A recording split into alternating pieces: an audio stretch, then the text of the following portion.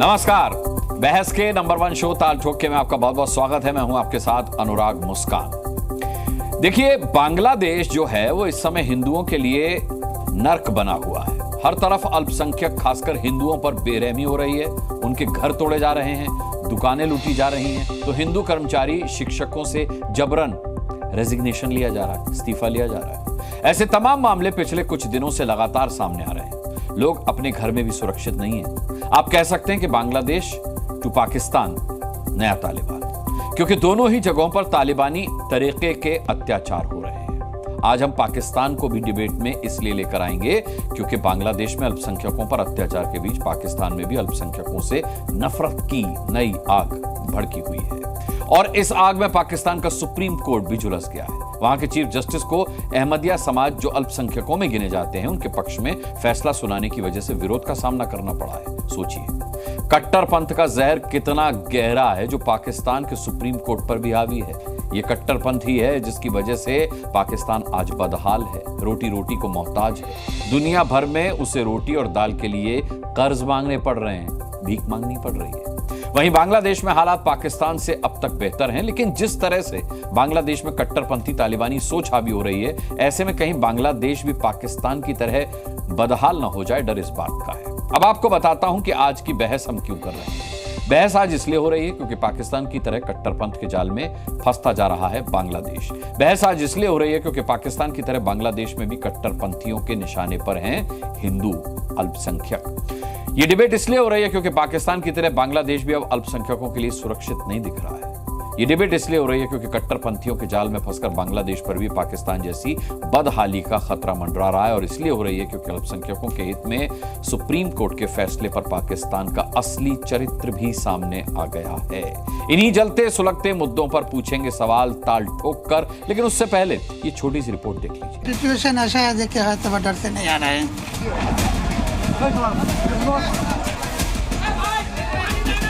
हिंदुओं की नौकरी जा रहा है।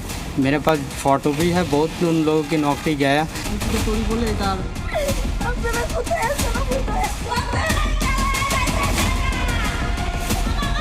मामा बाड़ी इंडिया तुम चले जाओ, এখানে बोल रहा है, लोग मिसिल कर रहा है।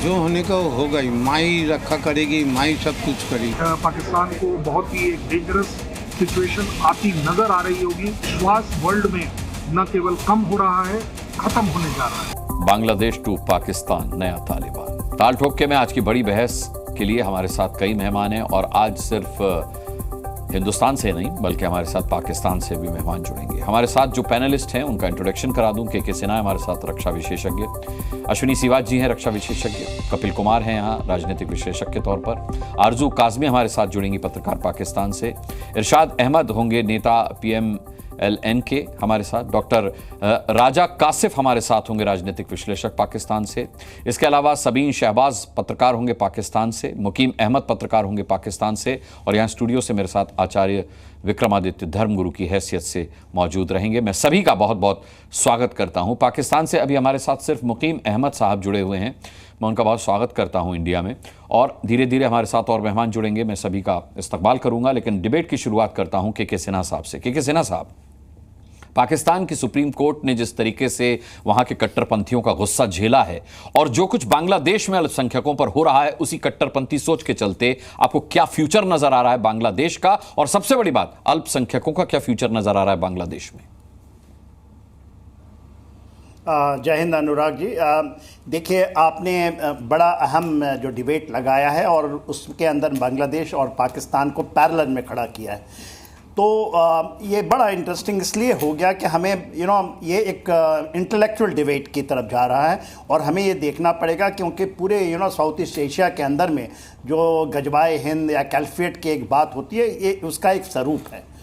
अभी क्या हुआ है, मैं सबसे पहले बांग्लादेश को लेता हूँ। देखिए, अभी 52 ईयर्स हुए इसके एग्जिस्टेंस में आए हुए। इसके पहले तो ये पाकिस्तान ही था। उस समय वहाँ पर 20% जो थी वो हिंदू थी आबादी, और आज वो 7.9% पे आ गई है। तकरीबन 1,30,00,000 हिंदू वहाँ पर हैं। और जिस तरह से अभी खास करके जो आप अभी देखा, जिसमें इस्लामिक छात्र शिविर है, वो एक मुखौटा है जमात इस्लामी का, वो आगे बढ़ चढ़ के लिए, और जिस तरह से चीज़ें हो रही हैं, तो एक वो है डायरेक्ट टारगेटिंग है जब इसको हम इस पहलू को लेते हैं, जब हिंदुओं को वहाँ पर देखते हैं। अब आइए आप पाकिस्तान में क्या हुआ था। 78 ईयर्स हो गए उसकी आज़ादी के, और जब वहाँ से चला था तो उस समय की आबादी का 14% जो था वो हिंदूज थे। आज वो मात्र 1.9 बोलते हैं परसेंटेज है, जो कि घट कर आ गई है 1.3, और ये केवल आपका 3-4 सालों का ये है। देखिए वहाँ पर किस तरह से हिंदुओं को, और किस तरह से जब आप कहते हैं फोर्स मैरिजेस हैं, उसके बाद एक उन्होंने 1976 में सबसे पहले जब जनरल ज़ियाउल हक आए तो उनका कार्यकाल था प्रेसिडेंट का 78 से 88 तक। तो 86 में 2 साल पहले ब्लास्फेमी लॉ लेकर आए, जो उसको ईशा निंदा कहते हैं, मगर एक मखौटा था। फोर्स मैरिजेस, प्रॉपर्टी का लूटना सभी हिंदुओं की, क्योंकि सब बड़े बड़े प्रॉपर्टीज वहां पर जो हैं वो हिंदुओं की होती थी, जो उनके पास, उनको लूटना, कन्वर्जन, मॉब लिंचिंग, ये सारे चीज होकर के आप देखिए इतनी जल्दी गिरावट हुई कि 7.6 या 4% पे आ चुके हैं हिंदुओं का। और ये इसको जो आप पूरे देखेंगे, पहले इसको आप तुलना करिए बांग्लादेश से, तो वहां पर ऐसा कुछ नहीं था, जिसके, मगर वहां पर भी जमात इस्लामी और ISI का एक गठजोड़ बना, और जिसके कारण वहां पर जो तख्ता पलट आप देखते हैं, सेम तख्ता पलट पाकिस्तान के अंदर जब होती है, तो उस समय जब ये हुआ, तो और आज के इसमें लोग नहीं जानते हैं जो आसिम मुनीर साहब हैं, ये ISI से के पहले भी वहाँ पर चीफ थे, और इन्होंने ये जो नया चीज़ लगाया है, नया तरीके से जनवरी के बाद, इस साल के जनवरी के बाद जब इलेक्शंस खत्म हुआ, तो उन्होंने शेख हसीना का एक टारगेट बनाया और पूरी चीज़ों को परिस्थितियों में ला करके ये खड़ा कर दिया। ये तो बहाना है, जो आप जितनी डिबेटें होती हैं, जितनी चीज़ें होती हैं, मगर मेन मकसद क्या है कि वहाँ पर इस्लामिक छात्र शिविर के बहाने, और एक जिसमें आपने दे दिया कि वहाँ पर एक एक विनर है जो एब्सोल्युटली वेस्ट से आया हुआ है, और वहाँ पर उनका एक मुखौटा लगा करके चीज़ें अभी वहाँ बदली जा रही हैं। वहाँ जो बदली जा रही है, यहाँ पर ओपनली सुप्रीम कोर्ट ने क्या किया, उसने यहाँ पर तो क्योंकि अहमदिया मुस्लिम की बात है, जो अभी बात जो चल रही है और जिसके ऊपर में पूरा बवाल चल रहा है, ये आप लिंक करके देखेंगे तो आसिया बीबी का जो केस था, जो एक क्रिश्चियन थी जिसके बाद उनको डेथ का सेंटेंस दिया था, और जब आप यहाँ पर देखते हैं कि अभी एक ये कहते हैं अहमदिया मुस्लिम का नाम तो लेकर आए हैं, अहमदिया को भी नॉन मुस्लिम कहते हैं, वहां पर इनको डिक्लेयर किया गया ये मुस्लिम समुदाय है, तो सिया को तो नहीं किया है इन्होंने। के सिन्हा साहब पाकिस्तान से भी मेहमान हमारे साथ हैं, उनसे भी मैं इस पे जवाब ले लेता हूं, आपको डिबेट में दोबारा लाऊंगा मैं, और हमारे साथ तमाम आज पैनलिस्ट हैं। डॉक्टर राजा कासिफ हैं पाकिस्तान से हमारे साथ, political analyst. Welcome to India Raja Kashif sahab. मुझे ये बताइए कि कट्टरपंथियों का इतना बवाल क्यों है? अहमदिया मुस्लिम्स का योगदान भूल गए क्या आप, जो उन्हें मुस्लिम्स नहीं मानते? सिर्फ अपने धर्म के प्रचार प्रसार की इजाजत ही सुप्रीम कोर्ट से मिली थी उन्हें, इस पर इतना बवाल क्या?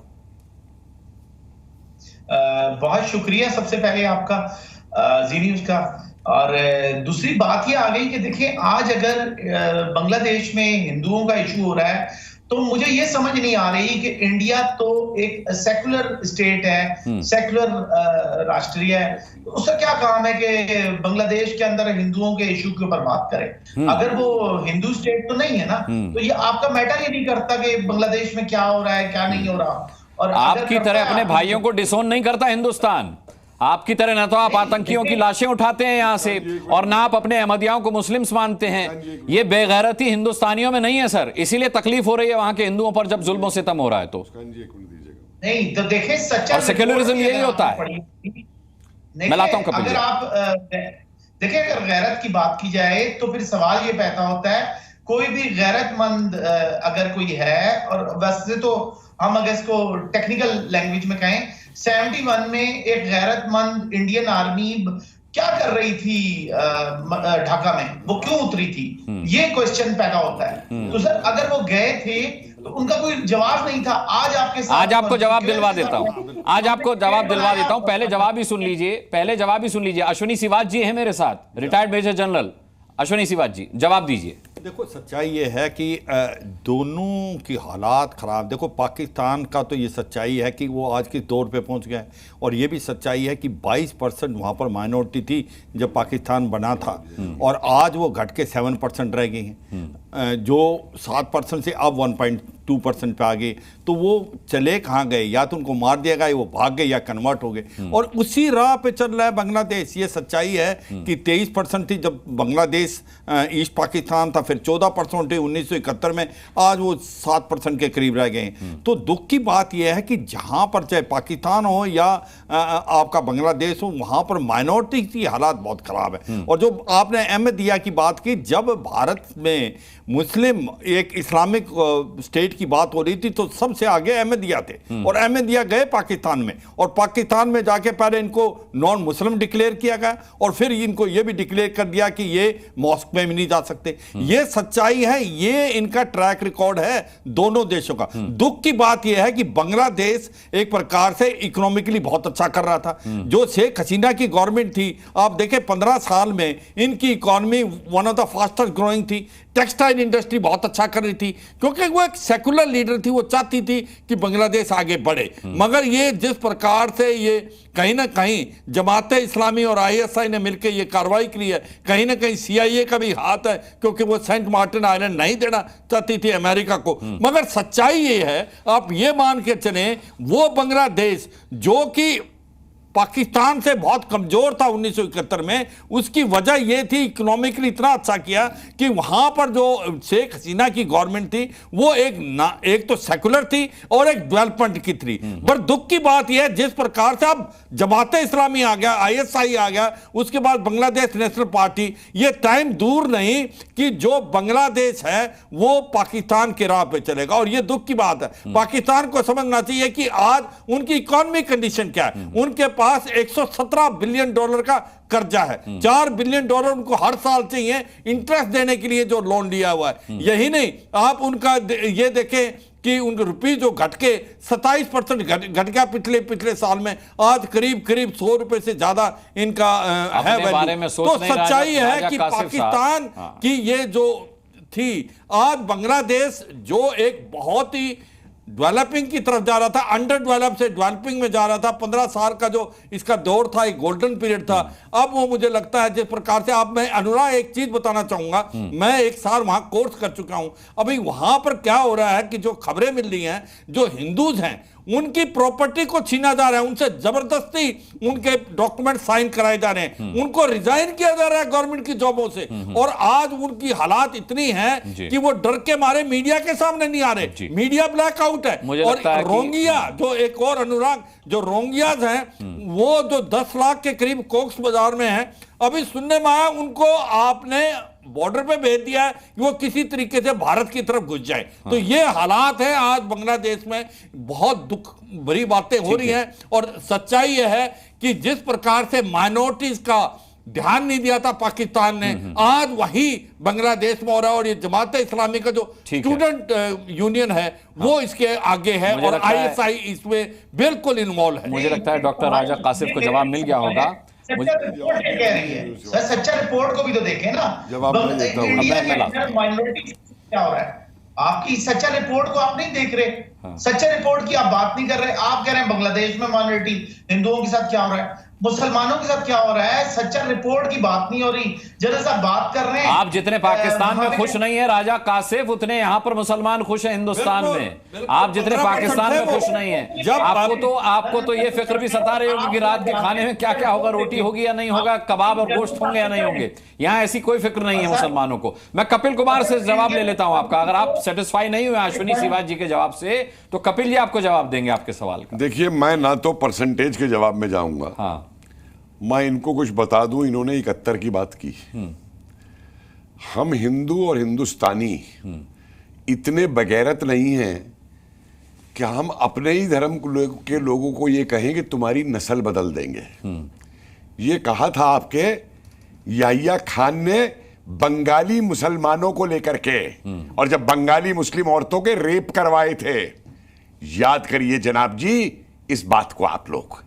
बलोच मुसलमानों के साथ आप क्या करते हैं? वो मुसलमान नहीं है। मुझको तो आप बता रहे हैं हिंदुस्तान में मुसलमान का क्या हाल है। सिंधी मुसलमानों के साथ आप क्या करते हैं?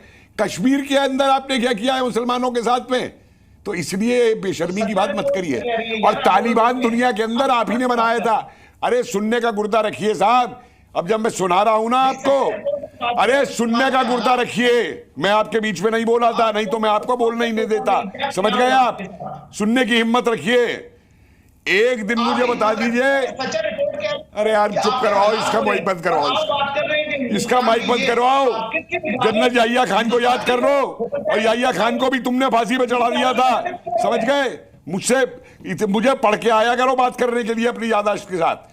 एक दिन मुझे 1948 से बता दीजिए। मैं बात कर रहा हूं, आपने पढ़ी भी नहीं होगी, आपने देखी भी नहीं होगी। हालात आपके क्या है भाई? ओ यार देख सुन, तुझे अगर डिबेट नहीं करनी है ना तो मत कर, छोड़ जा डिबेट को। हम तो ये समझे? बात कर रहे हैं। ये तरीका नहीं है साहब। मैं नहीं साहब, मैं इससे नहीं सुनूंगा इस तरीके की बकवास के। मैंने नहीं पढ़ी है, ये पढ़ा लिखा आदमी है, ये जानता है मैं कौन हूं जो मुझे कह रहा है मैंने नहीं पढ़ी लिखी है, और बीच में बोल रहा है। अरे मैं तुम्हारे बीच में बोला था क्या? भैया तुम गधे बेचने वालों का काम ही यही है। तुम बीच में ढेचू ढेचू ढेचू जरूर करोगे। नहीं ढेचू ढेचू ढेचू जरूर करोगे, तो क्या तुम्हें गधे बेचने हैं? तुम्हें चैनल पे आके भी गधे बेचने हैं, कटोरा लेके अपना, तो ढेचू ढेचू भी करोगे और कटोरा भी आगे कर दोगे। तर्क सुनने को तो तुम तैयार नहीं हो, फैक्ट सुनने को तो तुम तैयार नहीं हो। राजा कासिम को भी हंसी आ गई। राजा कासिम एक बात समझ लो, आज 15वीं शताब्दी नहीं है जो गधा काट लोगे तलवार से। समझ गए? समझ गए आप इस बात को? समझ गए? और एक बात और सुन लीजिए, आज हम नहीं, ये जो कट्टरता है ना मानसिकता, जिस दिन ये कट्टर मानसिकता जब आपका गला घोटेगी ना पाकिस्तान में, आपकी ये टाई और ये उतरवा के ना आपको पजामा पहना देगी, वो भी नीचे से 1 इंच उठा हुआ।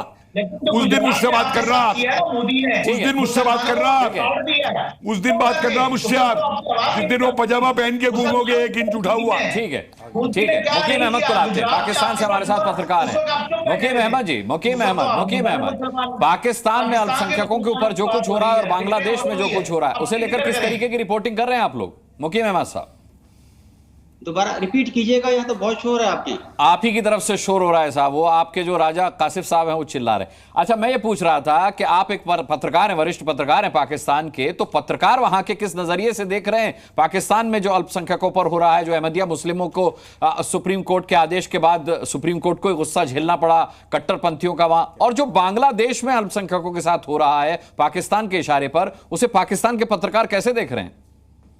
देखिए, हम ये समझते हैं कि इसमें पाकिस्तान का कोई अमल दखल या उसका कोई पार्ट नहीं है। ये उनका इंटरनल इशू था जो स्टार्ट हुआ उस कोटा सिस्टम की वजह से, जो उन्होंने आपके हिमायत याफ्ता लोगों के जरिए जिस वक्त बांग्लादेश बनाया था, तो उनको और उनकी औलाद को 50 साल के बाद तक 30% कोटा दिया था एम्प्लॉयमेंट में। उसके नतीजे में ढाका यूनिवर्सिटी से वो एजुकेशन शुरू हुआ जो सिर्फ 5 हफ्ते रहा, और आपकी डार्लिंग हसीना वाजिद को साड़ी संभालते हुए जहाज पे आपके पास पहुंचना पड़ा। अपनी डार्लिंग भी बता दो कौन है, बेनजीर थी, कौन थी? आपके गम गुस्से को देख के मैं अंदाजा लगा रहा हूं कि आप लोग कितनी तकलीफ में हैं कि वो हसीना वाजिद जो आपकी डार्लिंग है वो आपके, हमें तो डार्लिंग बेनजीर भुट्टो के मरने में भी तकलीफ हुई थी भाई। मुकीम अहमद साहब, जब बेनजीर भुट्टो को आपने बम से उड़ाया था, उस डार्लिंग पे भी हमें तकलीफ हुई थी। अच्छा, मुकीम अहमद साहब बुरा मत मानिएगा, डार्लिंग पे भी हमें तकलीफ हुई थी। आपके लिए तो हर औरत डार्लिंग होती है ना, ये इज्जत करना जानते हैं आप औरतों की। नहीं कपिल जी, आपके लिए हर औरत डार्लिंग होती है। अरे अपनी डार्लिंगों को देखो जाके, घर में बिठा रखी है, कितनी 4 है 5 है। मुकीम अहमद साहब, हर औरत को डार्लिंग बताते हो तो मुझे आपकी बात सुन के आपके पत्रकार चांद नवाब याद आ गए। मुझे ऐसा लग रहा है मैं चांद नवाब से बात कर रहा हूँ। डार्लिंग है, हर महिला इनके लिए डार्लिंग है। अर्जू जी क्या बोलते हैं आपके ये पत्रकार? हाँ भाई मैंने डार्लिंग आपकी पसंदीदा सियासतदान के तौर पे कहा। हम जानते हैं आपके लिए डार्लिंग का मतलब क्या होता है। बकरियों को भी आप क्या लोग डार्लिंग कहते हैं, बकरियों को भी कहते हैं, हमने भी देखे हैं वो वीडियो। अच्छा सुनिए, मुर्दा और तो मुर्दा को भी डार्लिंग कहते हैं। बहुत सीरियस इशू पर हम डिबेट कर रहे हैं कपिल जी। सीरियस ही खैर, बता रहा हूं। अब मैं कहीं भी नहीं मानता कि आप गंभीरता से इधर उधर जा रहे हैं, लेकिन अब आरजू काजमी भी हमारे साथ हैं, पाकिस्तान से वरिष्ठ पत्रकार। आरजू जी, वेलकम टू इंडिया। आप देख ही रही हैं, अपने मुल्क के दो नुमाइंदों की बातचीत आप सुनी रही हैं। आपने राजा कासिफ साहब की भी बात सुनी, आपने मुकीम अहमद साहब की भी बात सुनी, लेकिन क्या इस बात से आप इनकार करेंगी कि जो आज अहमदियाओं पर आए फैसले को लेकर के वहां के कट्टरपंथियों ने सुप्रीम कोर्ट को आड़े हाथों लिया, जिस तरीके के उन्होंने वहां प्रदर्शन किए, या जो भी स्थिति वहां पर अल्पसंख्यकों की है, कामोवेश वही स्थिति बांग्लादेश में अल्पसंख्यकों की हो रही है, और ये बहुत चिंता की बात है।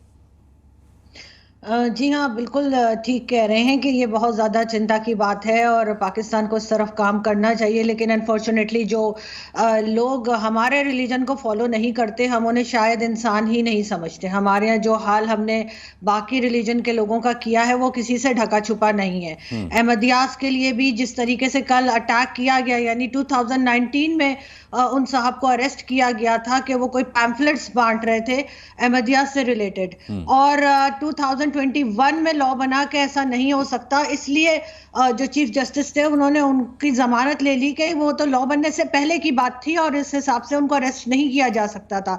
उसके ऊपर आप ये समझें कि एक पॉलिटिकल यानी रिलीजियस पॉलिटिकल पार्टी और ग्रुप जो है वो जाकर चीफ जस्टिस के लिए कह देते हैं कि इनका अगर जो सर काट के लाएगा उसको 1 करोड़ इनाम दिया जाएगा। जिस कंट्री में चीफ जस्टिस महफूज ना हो वहां पे आम आदमी को आप क्या समझेंगे कि उसकी जिंदगी की क्या कीमत है।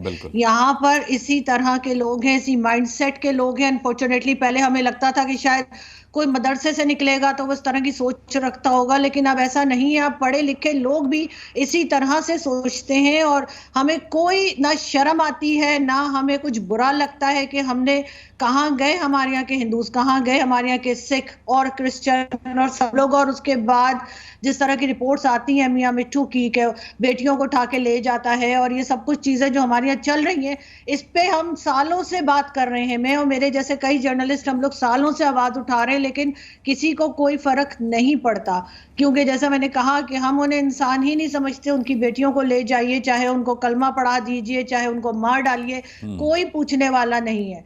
तो यहाँ पर तो सर ऐसे ही होता है। इसलिए बांग्लादेश में अगर हो रहा है तो मेरे ख्याल है पाकिस्तान की आधी आबादी तो अप्रिशिएट ही कर रही होगी कि बहुत अच्छा कर रहे हैं। हाँ, जश्न मन रहे हैं वहां पर। हमने तस्वीरें भी दिखाई थी पाकिस्तान में किस तरीके से बांग्लादेश में हो रहे जुल्म सितम पर जश्न मन रहा है। इरशाद अहमद खान है, PMLN के नेता हैं। इरशाद अहमद खान साहब, आप ही की मुल्क की एक वरिष्ठ पत्रकार आरजू काजमी जो है वो आईना दिखा रही हैं आपको, लेकिन आपका हिसाब तो वही रहता है कि धूल चेहरे पर जमी थी और आईना साफ करता रहा। बहुत शुक्रिया जी। मैं ये कहूंगा पहले तो ये सुप्रीम कोर्ट के आगे जो आप जो कुछ दिखाने की कोशिश कर रहे हैं और जो कुछ प्रोपेगेंडा आप हमारे उलमा के बारे में और ये जो जब से जुलूस मोहर लगाई आपके पत्रकार ने उस पर, आरजू काजमी ने, आपके देश की, आपके मुल्क की, आपके आवाम की पत्रकार ने उस पर मोहर लगाई है। उस पर मोहर लगाई है, कुछ सोचकर बोलिएगा। मैं भी पूरा जो है ना सील बंद करके जाऊंगा इस मोहर को, आप बेफिक्र रहिए। दूसरी बात ये आप कर रहे हैं कि हम जश्न मना रहे हैं बांग्लादेश के लिए। वाकई हम जश्न मना रहे हैं बांग्लादेश के भाइयों के लिए कि उनको आजादी मिल गई एक सिविल डिक्टेटर से, और नानी अम्मा हिंदुस्तान की थी, उनसे आजादी मिल गई उनको। हमारे भी खुशी है, बंगाली भाई भी मेरे खुश हैं, और उसी खुशी में हमसे मैच खेलने क्रिकेट का पाकिस्तान तशरीफ ले आए हमारे भाई। तो इसमें दूसरी राय नहीं है। उनकी आजादी पे कोई भी आजाद हो, जैसे कि अब मकबूजा कश्मीर आजाद होगा आपके चंगल से, तो हम बहुत ज्यादा खुशी मनाएंगे। अरे POK में जाइए, वहां के लोगों से जरा मिलिए तो सही करेंगे, और ये आजादी का भूत उतर जाएगा, कश्मीर की आजादी का भूत उतर जाएगा। कभी POK होकर आइए। आपके प्रधानमंत्री शहबाज शरीफ वहां जाकर सिर्फ चुटकुला गोई करते हैं, सिर्फ लफाजी और हंसी मजाक, हंसी ठट्टा करते हैं। जरा कभी गंभीरता से घूम के आइए POK में। आपको खदेड़ के बाहर ना निकाल दिया जाए तो मेरा नाम बदल दीजिएगा। आप कश्मीर की आजादी की बात करते हैं, POK वाले आपको खदेड़ने के लिए बैठे हुए इंतजार कर रहे हैं। जाइए तो सही इरशाद अहमद खान का भी वहां। अरे अपनी आजादी बचा नहीं पा रहे हैं, दूसरे को सुनने के लिए ना थोड़ा हौसला। नहीं बोलिए हौसला है, हौसला है, बड़ा हौसला है जी। हौसला है। 3 बार जंग में हराया है आपको, हमसे ज्यादा हौसला किसमें होगा? हम पे हौसला बहुत है, हम पे कटोरा नहीं है आपके जितना बड़ा। 3 बार जंग में धूल पे कटोरा नहीं है आपके जितना बड़ा। हौसला किसमें होगा यार? आपके जितना बड़ा कटोरा नहीं है। कर रहे हैं आप। चलिए बोलिए, अपनी बात पूरी कीजिए। आज तो आप लिफाफा सील करके जाएंगे। ये जो आप ये कपल जी का मुंह सील करना पड़ेगा पहले। अच्छा करके देख लो, हिम्मत है तो भाई। जो भी डिबेट में बोलते तुम्हारे गधे आएंगे मेरा नहीं, मुसील ये करने। कपिल कुमार हैं, ये कपिल कुमार है, इमरान खान नहीं है। तुम्हारे गधे आएंगे मेरा मुसील करने। तो मैंने तो कहा गधा से स्टूडियो गधे आएंगे मुसील करने। मैं उसको कहां से पकड़ के लाया? कहां से पकड़ के लाए हो? तुम्हारे पाकिस्तान से नहीं पकड़ के लाए किसी गधे को जी। तुम्हारे गधे तो चाइना चले गए सारे, कहां से पकड़ के लाते वहां से? अब तुम मिले वहां पे तो तुम्हें पकड़ लिया। बोल लेने दीजिए कपिल जी, बोल लेने दीजिए, बोलिए बोलिए बोलिए। देखिए कपिल जी, जब आप सुनने का हौसला रखते हैं, इज्जत और एहतराम, चिल्लाओ चिल्लाओ बेटा और चिल्लाओ, एहतराम के साथ और चिल्लाओ और चिल्लाओ। एक एक करके। अरे राजा साहब कुछ समझ आ रही है किसी को? इरशाद भाई बोल रहे हैं, उनको बोलने दीजिए। आपका चैनल जो आपका प्रोग्राम है, तो लोगों को समझ ही नहीं आएगा कि बोल कौन रहा है, सवाल किससे किया जा रहा है। तो मैं ये कहूंगा कि हम कभी भी जहां जुल्म होगा, हम जालिम के खिलाफ खड़े होंगे। वाह वाह, बांग्लादेश क्या में बात जुल्म हो कही रहा है, था। क्या बात कही है, क्या बात कही है इरशाद साहब, क्या बात कही है। आप और जुल्म के खिलाफ खड़े होंगे, क्या बात कही भाई। ताली बजा दूं, आज पाकिस्तानी ये कह रहा है कि मैं जुल्म के खिलाफ खड़ा होऊंगा। बहुत बढ़िया भाई, बहुत बढ़िया। ये पॉलिसी चेंज कब से आ गया साहब आप? क्या कप्पल का मुंह बंद कर लीजिए। ये पॉलिसी चेंज कहां से आ गया? मेरा ख्याल है कप्पल जी का ये हालात नहीं होते। अरे काफिर का मुंह है, जो अब खुलना शुरू हुआ है तो बंद नहीं कर पाओगे तुम। चलेगा नहीं, दो जर्नलिस्ट बैठे हैं बेचारे। ये काफिर का मुंह है, इसे बंद नहीं कर पाओगे अब तुम। मुझे हम क्या नहीं बंद, मोदी आ रहा है, जरा समझ के रहिएगा। आप समझ के रहिए, आप समझ के रहिए। मोदी क्या करता है? बालकोट दिखाया था ना, बालकोट दिखाया था ना आपको, आप रहे थे आपके मंत्री। ये ना पाकिस्तान के वीजे लगा के आ रहे होंगे सारे के सारे। हाँ, वीजा लगा के तुम्हारा घटिया वीजा लूंगा मैं आके। अरे मुझे वीजा लेना होगा तो मैं आरजू काज़मी के पास आऊंगा मिलने, तुम जैसों से मिलने नहीं आऊंगा, समझे? मेरी इतनी गिरी हुई औकात नहीं है कि मैं ऐसे घटिया लोगों से मिलने आऊं पाकिस्तान के। आचार्य विक्रमादित्य को लाते हैं डिबेट में। आचार्य विक्रमादित्य आपको पना देंगे जब। अरे पना तुम लेना जाके, और घटिया तुम पना लेना जाके, तुम्हें दुनिया में कहां पना मिलेगी? हम भी देखते हैं, निकाले जा रहे हो ना इंग्लैंड से, फ्रांस से, जर्मनी से, पोलैंड से, धक्के खा रहे हो ना, सऊदी अरेबिया से निकाले जा रहे हो ना, दुबई से निकाले जा रहे हो ना, कहां बना लोगे जाके? अच्छा देखिए, कहां बना लोगे? हमसे नहीं मिलने वाली तुम्हें बना। लिंक फेल हो गया। इरशाद अहमद खान साहब बोल रहे थे। चलिए आचार्य विक्रमादित्य को लाते हैं। एक तो भाग गए। ठीक है कपिल जी शांत हो जाइए। एक तो भाग गए, नहीं उनका कुछ टेक्निकल प्रॉब्लम हुआ है। आचार्य विक्रमादित्य जी, ऑन अ सीरियस नोट, वाकई में ये एक बहुत चिंताजनक बात है। अगर आंकड़े देखें आजादी के बाद से पाकिस्तान में अल्पसंख्यकों के, तो वो घटकर कहां पहुंच गए हम जानते हैं, और बांग्लादेश में भी यही हाल है, और अब जो वहां पर पाकिस्तान के इशारे पर हाल हो रहा है वो बेहद चिंताजनक है। देखिए बेहद चिंताजनक है। वास्तविक तौर पे आज समझे, आज जो टीवी पे दिखाया जा रहा है, मुझे ऐसा दिखाई दे रहा था कि जैसे कोई शायद 7वीं सदी 8वीं सदी के अंतर्गत जिस प्रकार से वो तलवार लेके लोग चलते थे, ये डेवलपमेंट के नाम पर, डेवलप्ड देश पाकिस्तान के अंदर, और लगातार हर जगह हर क्षेत्र में इसी प्रकार के विवाद उत्पन्न हो रहे हैं। कारण क्या है? कारण वही मानसिकता है जो वहां के मौलाना सिखा रहे हैं। मुझे बताइए कि देश डेवलपमेंट की तरफ मौलानाओं की तरफ से जाएगा? मौलाना लोग जिस प्रकार से वहां बोल रहे हैं, और लोग वो करते हैं, जमायत इस्लामी के नाम पर ऐसी ऑर्गेनाइजेशन खड़ी हो जाती है, उसमें मौलाना आते हैं दाढ़ी वाले, और वहां लोगों को बरगलाना प्रयास कर देते हैं। वही तहमत पहन के जिस प्रकार की स्थिति आज चल रही थी पाकिस्तान में, क्या आप कहां ले जाना चाह रहे हैं? आप समझे कुछ दिन बाद जो अभी बांग्लादेश में हुआ है वही पाकिस्तान में हो जाएगा। आपके प्रेसिडेंट हाउस के अंदर जाके बैठ जाएंगे लोग। सबसे बड़ी विचित्र बात, अरे अपने इतिहास को याद करो साहब। आपके मौलाना एक बात और बोलते हैं कि भैया हिंदुओं से निकलो, हिंदू से ही निकल के आए परिवर्तन। और आज जिस प्रकार से, क्या हिंदुओं का दोष है? मुझे बताइए हिंदुओं की स्थिति क्या बचा दी है आप लोगों ने? मैं कहूंगा इसके लिए सबसे बड़ी जिम्मेदारी किसमें थी? हमारे देश के कुछ लोग ऐसे थे आज इस देश में। मुझे अभी 1971 पे कुछ अहमदिया साहब ने और रजा साहब ने बोला था, अरे 1971 की लड़ाई के अंदर ना आपको पैजामा उतार के जाना पड़ा था। हिंदुस्तान ने आपको घुटने पे लाके खड़ा कर दिया था। 90,000 हमारे इस सेना ने आपके 90,000 सैनिकों को यहां जिस प्रकार से घुटनों पे ला दिया था, वो स्थिति याद कर भूल गए आप? हमारी सेना को याद कर लो। 1971 याद कर करके आप लोगों का पैजामा जिस प्रकार से गीला हुआ था, वो आज भी आपकी सेनाएं याद करती है। अभी बात की जा रही थी 1971 में क्या हुआ था। 1971 में जो स्थिति आप की समझी थी ना, आपको याद नहीं है। सबसे बड़ी स्थिति खराब यह है कि हमारे देश के कुछ नेताओं ने, मैं कह रहा हूं, विजन खराब था। 1971 के अंदर हिंदुओं को वहां छोड़ा है, 1947 में हमारे इनकी 14% हिंदुओं को वहां छोड़ा है। मैं कहूंगा हमारे देश के भी कुछ नेता थे जिनकी सबसे बड़ी गलती थी, और आज जो हाशिए पे चले गए वहां हिंदुस्तान के लोग, इन लोगों ने कहा, पाकिस्तान के लोगों ने कहा कि यहां काम कौन करेगा, यहां काम कौन करेगा। और हमारे कुछ नेता, मैं कहूंगा आज उनको भी हमारा देश माफ नहीं करेगा। स्थिति ऐसी बचा रखी है, और इस देश के अंदर अभी यहां बैठे हुए लोग जिस प्रकार का, मुझे बताइए पाकिस्तान के अंदर आपका चीफ सेक्रेटरी सेफ नहीं है भाई साहब। आप सब तन से जुदा का नारा देकर पाकिस्तान के जो चीफ जस्टिस है उसको सत्कर्म करने की बात करते हो। पैसे कहते हो पैसा नहीं है, पैसा नहीं है।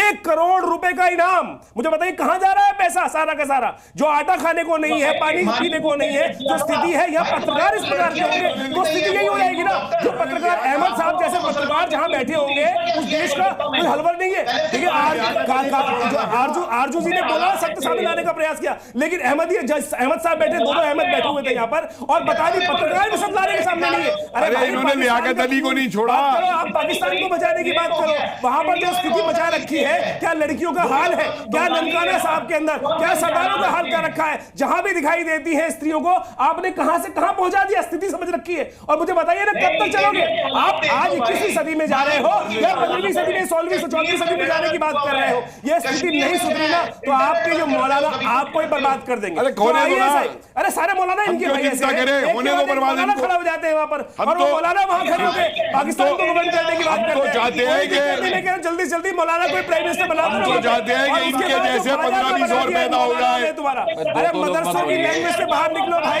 मदरसों से बाहर निकल के आओ। जब तक मदरसों से बाहर नहीं निकलोगे ये ऐसे ही बाजा बजता रहेगा, ऐसे ही कटोरा लेके नंगे पैर सऊदी के अंदर। सऊदी की स्थिति समझ लो, सऊदी को मुसलमान, पाकिस्तान को मुसलमान मानता नहीं है। अरे समस्या तो यही होगी। आज एक बहुत बड़ा अहम बात मैं कह रहा हूँ कि बांग्लादेश, पाकिस्तान और तमाम जितनी मुस्लिम कंट्रीज हैं उनके लोगों को सऊदी अरब जो है वो मुसलमान मानता ही नहीं, मुसलमान मानता ही नहीं। और यही समस्या क्या है कि नया मुल्ला अल्लाह बांटने के लिए हिंदुओं को कत्लेआम करो, अल्पसंख्यक को कत्लेआम करो, अपने घर में मारो, और यही स्थिति पूरे विश्व में बचा रखी है। मेरा निवेदन है कि विक्रमादित्य जी और कपिल जी एक साथ ना बोलें, क्योंकि वो डरकर एक बेचारे तो जा ही चुके हैं, अहमद साहब, इरशाद अहमद खान चले जा चुके हैं, बाकी मेरे गेस्ट पाकिस्तान से बड़े सम्मानित हैं, वो ना चले जाएं डर के मारे, इसलिए मैं निवेदन कर रहा हूं एक एक करके बोलिएगा। हमारे साथ सबीन शाहबाज भी हैं पाकिस्तान से पत्रकार। सबीन, आप बहुत देर से इस डिबेट को सुन रही हैं, किस नतीजे पर पहुंची हैं आप? बहुत शुक्रिया। मैं सबसे पहले तो यही सोचूं कि आज 75 साल गुजरने के बाद भी दोनों मुल्कों को आज़ादी 75 साल गुजर, 77 साल बेटे गुजर चुके, 77 साल भी हम किस चीज़ की जंग लड़ रहे हैं? वो जंग जिसका मेरा ख्याल है कि जरूरत ही नहीं है। इस वक्त जब इंडिया में जो हालात हैं वो आपके सामने हैं, पाकिस्तान के हालात जो हैं वो भी आपके सामने हैं। मैं आरजू साहिबा की बात का पहले जवाब बोले आचार्य जी, बोले मुसलमान पाकिस्तान जाने को तैयार, हम महिलाओं का सम्मान नहीं कर रहे, इनको कर रहे हैं। महिलाएं तो बात कर रही हैं, वहां पर महिलाओं की स्थिति क्या है? हमारे यहाँ खुला वीजा आने को तैयार बैठे, बॉर्डर कूद के आने को तैयार बैठे, बांग्लादेशी हिंदुस्तान में आने को तैयार बैठे, क्योंकि खाने को नहीं है। आप यहाँ की चिंता ना करें, अपने देश की चिंता करने का बात करें। ये काउंटर कीजिएगा, उनको बोलने दीजिए, महिलाएं उनका सम्मान। इंडिया से तो बहुत बेहतर है, ये मैं आपको बता रही हूँ। बाकी आपकी अपनी मर्जी, आपको हालात बेहतर पता है, वहाँ पे रहते हैं। मैं आरजू साहिबा की बात का जवाब जो है वो यहाँ पर दूंगी। उन्होंने एक फैसले का जिक्र किया कि एक फैसला जो है वो सुप्रीम कोर्ट ने सुनाया और उसके बाद जो है वो मौलवी ने वहाँ पे हमला किया। तो आरजू साहिबा को मैं गारंटी दे रही हूँ कि उन्होंने वो फैसला नहीं पढ़ा होगा। मैं पाकिस्तान में सुप्रीम कोर्ट कवर करती हूँ, मैं सुप्रीम कोर्ट की रिपोर्टर हूँ। मैं इनको वो फैसले की थोड़े से मुझे है वो जो हकाइक हैं वो मैं उनको बता देती हूँ। और उस फैसले पे कल भी एक समाअत है, कल सुबह 9:30 बजे चीफ जस्टिस की सरबराही में जो है वो 3 रुकनी बेंच इस केस की समाअत भी करेगा। नजरसानी अपील जो है उस केस पर दायर हो चुकी है। पहले तो आरजू साहिबा को अपने आप को करेक्ट करने की जरूरत है। वो जो कह रही है कि पाकिस्तानी माइनॉरिटी सेफ नहीं है, हमारे यहाँ पे पाकिस्तान पीपल्स पार्टी जो है वो पाकिस्तान की तीसरी बड़ी जमात, पाकिस्तान इंडिया की भारतीय एक हमारे पास शहरी हैं, उन्होंने पाकिस्तान पीपल्स पार्टी के चेयरमैन बिलावल भुट्टो जरदारी को राखी पे, अभी आपका 2-3 दिन पहले गुजरी है ना वो रस्म, उन्होंने उस त्योहार पे बिलावल भुट्टो जरदारी को राखी बांधी। इससे ज्यादा और माइनॉरिटीज को हक कौन देगा? भारत में एक एमपीए एमएनए आप मुझे दिखा दें जो पाकिस्तानी हो, जो मुसलमान हो। भारत में मुसलमान तो छोड़े, आप लोग तो अपनी खवातीन का तहफ़्फ़ुज़ नहीं कर सकते। मना कर रहे हैं, अगर भारत के मुसलमान इतने दुखी हैं तो ले जाओ उनको अपने पाकिस्तान में। ने कभी नहीं कही, बना लो अपने अभी कानून, ले जाओ सबको वापस। हम कब मना कर रहे हैं? खुश है, वो बहुत खुश है। हम तो कह रहे हैं ले जाओ भैया सबको, 20 करोड़ दे जाओ यहाँ से। आपको जरूरत है उनकी, मुसलमान जितने हिंदू ले जाओ। क्यों शर्मा रहे हो? 47 में क्यों नहीं ले गए थे? 47 में क्यों नहीं ले गए थे आप? मैं उनको एक चीज का जवाब दे दूं भाई, यहाँ पे किसी हमारे राय से नहीं होगा। हर बंदा, इमरान खान जेल में क्या थे, साल से ऊपर हो गया, लेकिन 1 साल गुजरने के बावजूद इमरान खान की एक एक चीज बाहर आती है और वो टीवी पे ऑन एयर होती है। आप कहते हैं मैं आपको सबूत भिजवा देता हूं। हाँ, आपका देश बुशरा देवी के जादू से चलता है, हमें मालूम है। वो जिन चलाता है, हमें मालूम है। वो जिनकी असलियत भी आ गई निकल के फेस के साथ क्या थे, फेस क्या बताता था और जिन कैसे आके बुशरा को बताता था और बुशरा क्या इमरान को बताती थी, वो असलियत भी आप ही के प्रेस ने बताई है, आप ही के मीडिया ने बताई है, हमने नहीं बताई है। ठीक है। आरजू काज़मी सबीन कह रही है कि आपने सुप्रीम कोर्ट का ऑर्डर नहीं पढ़ा शायद। देखें, जो फैसला आया था जिस पे हम लोग बात कर रहे हैं, मैंने बिल्कुल वही बताया है। और जाहिर है कि अहमद रियाज को जिस तरह से यहाँ पे डील किया जाता है और जैसे जो धमकी दी गई सिटिंग चीफ जस्टिस को, क्या आप सोच सकते हैं दुनिया में कहीं पर ऐसा होता हो जो पाकिस्तान में होता है? और जो कह रही हैं कि जी राखी बांधी थी, बहुत कमाल किया बिलावल भुट्टो ने। अगर वो वाकई चाहते हैं कि लोग उनके ऊपर वाह वाह करें तो जाके मियां मिट्ठू को अरेस्ट करें, जिन्होंने कई हिंदू बच्चियों को किडनैप किया है, उनका रिलीजन जबरदस्ती चेंज करवाया गया है और कई लोग जो हैं उनके साथ में डायरेक्टली इन टच हूं। लेकिन अनफॉर्चुनेटली हमारे यहाँ ये सिखाया जाता है कि जब भी आप किसी इंटरनेशनल मीडिया पर जाएं तो आपके चाहे जितना मर्जी गलत हो रहा हो, आपने मानना नहीं है। जब मैं शुरू में आई थी मुझे भी यही बताया गया था, 2019 में मुझे भी यही सिखाने की कोशिश की गई थी। तो इसलिए मैं किसी से कोई शिकायत नहीं करूंगी। बाकी एजुकेशन लेवल आप देख रहे हैं कि एक फॉर्मर जो प्राइम मिनिस्टर मैं बात कर लूं please, let me complete first. आपको पता नहीं, बीच में नहीं बोलते, आपको ये किसी ने नहीं सिखाया। यू डोंट नो कि आप बीच में नहीं बोलते, इंटरप्ट नहीं करते, बाद में अपनी बात कर सकती हैं। Let me complete first, let me complete मुझे कंप्लीट करने दे, फिर आप बोलिएगा, मैं आपको सुन लूंगी। मैं ये कह रही हूँ कि जो एजुकेशन लेवल है, आप देख रहे हैं कि बांग्लादेश की एक फॉर्मर प्राइम मिनिस्टर जो फीमेल है, उनको एक हमारे यहाँ के साथ बैठ कर डार्लिंग बोल रहे हैं, दूसरे अभी नानी अम्मा बोल रहे थे। और ये तो हमारे यहाँ ये तो तमीज है इन लोगों को। और उसके बाद आप चाहते हैं कि इनको ये भी पता हो कि हर चीज को सही बताएंगे और गलत को गलत कहेंगे। तो मेरा ख्याल है कि आप लोग अपने तौर पे गलती कर रहे हैं, क्योंकि हमारे यहाँ ऐसा कुछ नहीं सिखाया जाता कि आप अपनी गलती मान जाएं। जी चलिए, तो सबीन आपको आपकी बात का जवाब खुद आपके मुल्क की वरिष्ठ पत्रकार आरजू काज़मी ने दे दिया है। मुझे लगता है कि मुझे अब अश्विनी सिवाज जी मैं आता हूं राजा जी आपके पास। मैं ऐसे छोड़ूंगा नहीं आपको, मैं आता हूं आपके पास। सिवाज जी बहुत देर से कुछ कहना चाह रहे हैं, मैं उनको लाता हूं, फिर के सिन्हा जी भी हमारे साथ हैं। देखो अनुराग, इस पे सच्चाई है कि पाकिस्तान को समझना चाहिए, अगर वो जिस प्रकार से उनके कार्रवाई कर रहे हैं, माइनॉरिटी तो ख़त्म हो चुकी है, माइनॉरिटी तो अभी 1.7 के करीब रह गई है। और उसकी वजह देख लो आप खुद ही है। ननकाना साहिब में क्या हुआ था, जो ग्रंथी साहब है उनकी लड़की को ही उठा के अगवा करके उसकी ज़बरदस्त शादी करा दी थी। सच्चाई ये है, अगर ये आईना नहीं देखेंगे तो पाकिस्तान जो है ऐसी सिचुएशन पे जा रहा है, वापस नहीं आ पाएगा। और ये लगता है आईना दिखाए उनको। हाँ, बिल्कुल बिल्कुल। देखो, 4 मरने दे उन्हें, कुएं में कूदना है कूदने दीजिए, हमने बता दिया कूद रहे हो, वो कूदना चाहते हैं कूदने दीजिए उनको, क्यों बचाए उनको। देखो, सच्चाई ये है कि जिस हालात में आज पाकिस्तान है, इसके 4 टुकड़े हो जाएंगे, चाहे वो खैबर पख्तूनख्वा, बलूचिस्तान है, सिंध है और पंजाब है, और पीओजे के और गिलगिट बाल्टिस्तान, जहां से आवाज आ रही है कि वो भारत में मिलना चाहते हैं। देखो, चक्का जाम और आपका शटर डाउन आपने देखा, मुजफ्फराबाद, मीरपुर, कोटली, झांगड़ बाग, आपका नीलम, झेलम और पाकिस्तान वाला लोग सड़कों पर खड़े हैं, वो नहीं चाहते पाकिस्तान में रहना। अगर आप आईना नहीं देखेंगे, पाकिस्तान दिलवाया था। पर दुख की बात है अनुराग, जिस प्रकार से बांग्लादेश का जो सिचुएशन खराब हो रही है, वो दुख की बात है। बांग्लादेश इकोनॉमिकली अच्छा कर रहा है, ठीक है, राजा जा रहा है, वो दुख की बात है। ठीक है, राजा कासिफ साहब अब आप बोले। राजा कासिफ साहब अब आप बोले, फिर के सिन्हा साहब से आपके सवाल का जवाब लूंगा मैं। राजा कासिफ बोलिए, क्या परेशानी है? के सिन्हा साहब को यकीनन मेरी तरफ से सलाम पहुंचे। के सिन्हा साहब पूरे यकीनन मुझे लगता है कि सबसे ज्यादा सेंसिबल आदमी है। मैंने इसीलिए कहा मैं आपके सवाल का जवाब उन्हीं से लूंगा, मुझे पता है। राजा कासिफ साहब, बहुत अच्छे आदमी। और सबसे बड़ी बात ये कि देखें, जैसे आरजू ने कहा कि अहमदियों के साथ इशू है।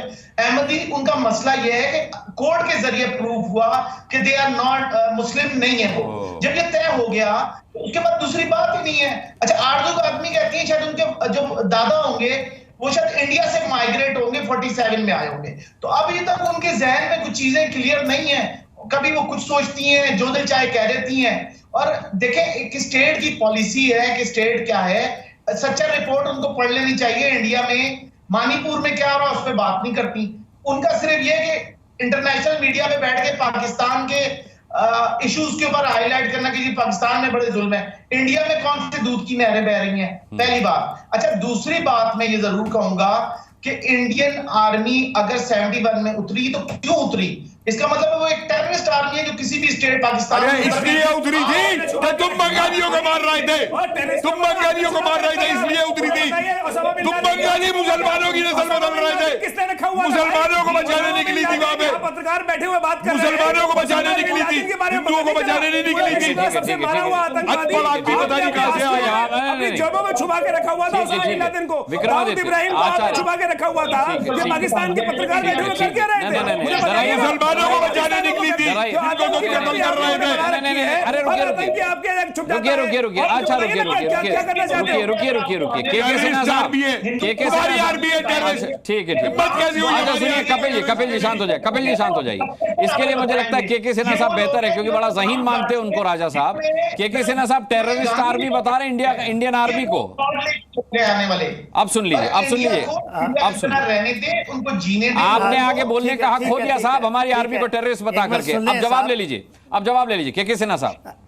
हाँ, अनुराग साहब, अनुराग साहब, मैं जरा हाँ राजा साहब सुने साहब, मैं आपकी इज्जत करता हूँ, सुने साहब।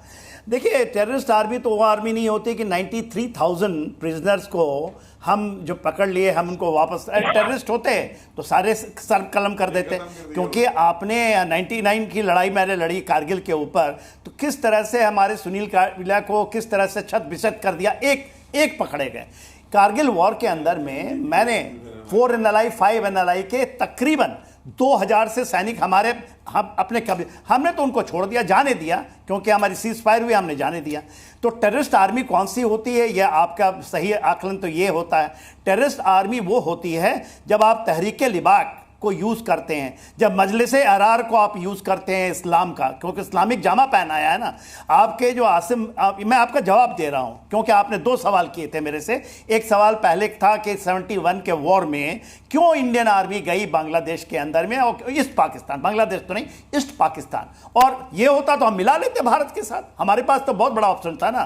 टेररिस्ट आर्मी होती तो मिला लेते हम अपने देश के साथ, वो सारे आना चाहते थे, पर हमने कहा कि नहीं, क्योंकि बंगालियों के हित के लिए गए थे।